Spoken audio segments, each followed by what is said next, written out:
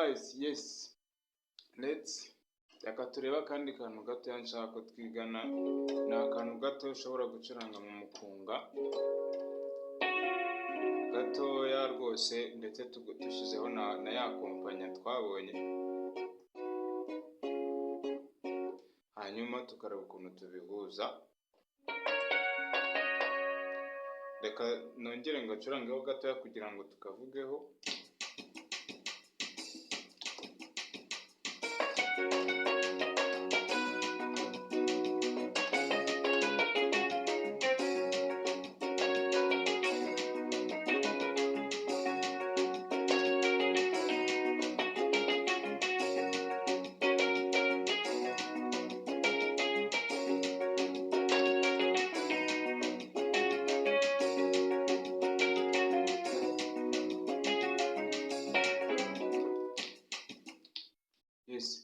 Hanyuma etape kuri etape tukarebe noneho gato gato.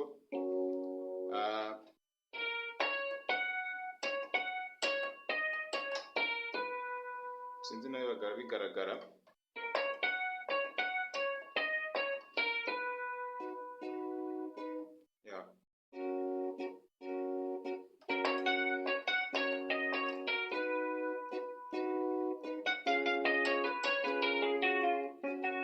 Cyangwa se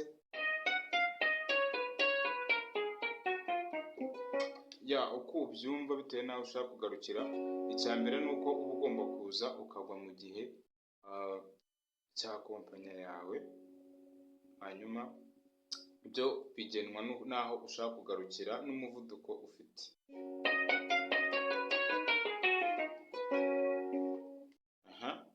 Hanyuma twaza tubona kandi reka twongere tubikore noneho.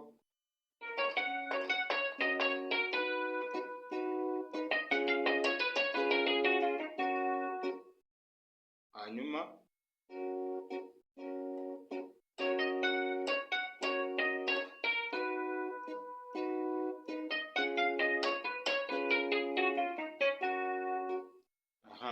hanyuma noneho mwabonye n'akandi twongeyeho, sibyo?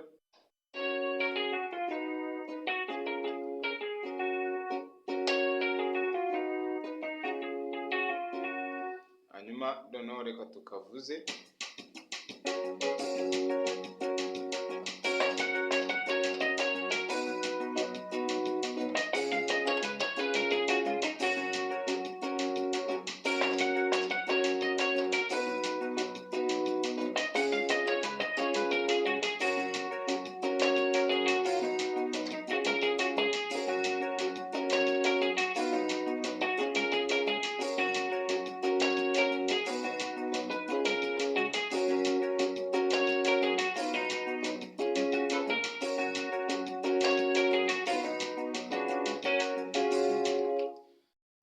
Ni ako ngako.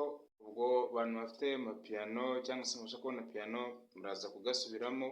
Guys, nabwe izi video kuzikora nijoro rimwe na rimwe numva ko na sound ntago ari ya indi mwari mumenyereye, ariko muraza kubyihanganira nyine.